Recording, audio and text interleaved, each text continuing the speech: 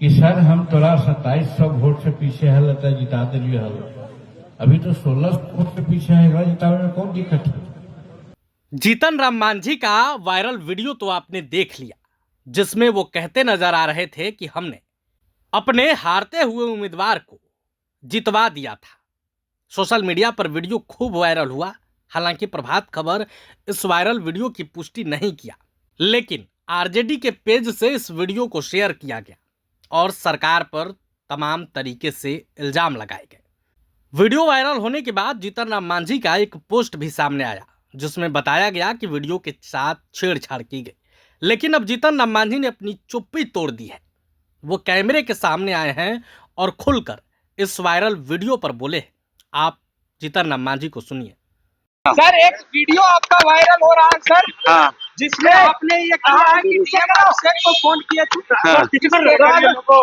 उन्होंने हमारे कैंडिडेट को जितवाया है।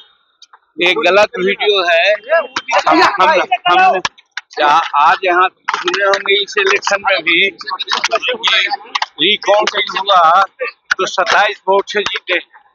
एक रिकाउंटिंग हुआ, उसमें हमारे जदयू के कैंडिडेट हार गए। कहने का मतलब है कि रिकाउंटिंग मांगा जाता है। हमारा डाउन हुआ, वो छोड़ के भाग गया। इसीलिए उसको हमने कहा कि भाई 2020 में रिकाउंटिंग हुआ, तुम जीत गया था, तो रिकाउंटिंग मांगता, भाग गया काहे। तो उसी पर हमको अभिषेक सिंह का नाम जहाँ तक आता है, उस समय वही थे, वे सक्षम पदाधिकारी थे और हम समझते हैं जस्टिस करने वाले थे। हमने मांगा कि भाई रिकाउंटिंग दीजिए, तो उन्होंने दे दिया। इस समय भी हम समझते हैं कि आपका कलेक्टर अच्छा था, हम लोग रिकाउंटिंग मांगते तो दे देते, और रिकाउंटिंग मांगते तो हो सकता था कि चुनाव हम लोग जीत जाते।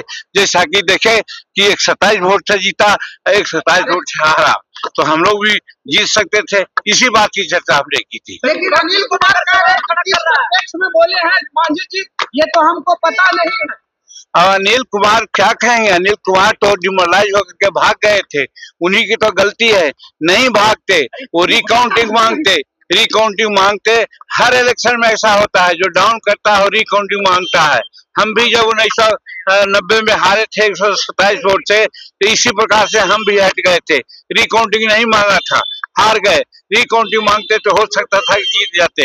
आज हमारे राजमहल से जो एमपी थे हमारे थॉमस हंसदा, 1 वोट से जीते थे, 3 वोट से जीत रहे थे, तो रिकाउंटिंग मांगा गया था, तो फिर 1 वोट से तो भी जीत गए। रिकाउंटिंग मांगना चाहिए, और वहां पर जो पदाधिकारी का सवाल है, जो उचित पदाधिकारी होता है और जो ऑब्जर्वर होता है, वो रिकाउंटिंग मांगने पर दे देता है। तो हमारा कैंडिडेट रिकाउंटिंग नहीं मांगा, इसीलिए हमने कहा कि उस समय अभिषेक सिंह से हमने कहा था, तो और उस समय का ऑब्जर्वर से कहा था, तो उन्होंने रिकाउंटिंग दे दिया था और रिकाउंटिंग हुआ तो हम जीत गए थे। उसी प्रकार से इस बार भी अगर रिकाउंटिंग वो मांगते तो हम समझते थे कि जीत सकते थे, तो इसीलिए ऐसा कहा है। और उसी को तोड़ मरोड़ के लोग कुछ दूसरे ढंग की बात करते हैं।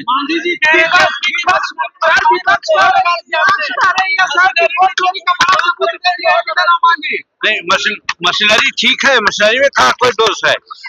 जब मशीनरी में दोष है, न पदाधिकारियों में दोष है, हमारे कार्यकर्ताओं में दोष है कि हतोत्साह होकर के भाग जाता है।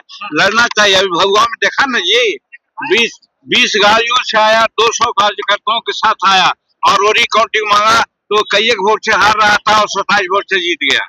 उसी प्रकार से हमारा यहाँ चंपारण में या कहाँ भी हमारा जदयू का कहीं हार गया, जो जिसका चर्चा कल हमारे जो क्या नाम है, जो प्रदेश अध्यक्ष रहे हैं दिलीप जायसवाल जी बोल रहे थे। तो मेरा कहने का मतलब है कि कैंडिडेट को हम लोग उत्साह बढ़ा रहे थे कि कम से कैंडिडेट को जब समय आता है तो हतोत्साह नहीं होना चाहिए, उनको लड़ना चाहिए और रिकाउंटिंग मांगना चाहिए।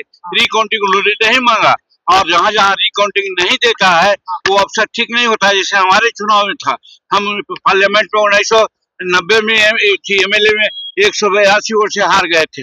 हम रिकाउंटिंग मांगते रहे, पदाधिकारी ने। प्रभातखबर.com, विश्वास वही, रफ्तार नहीं।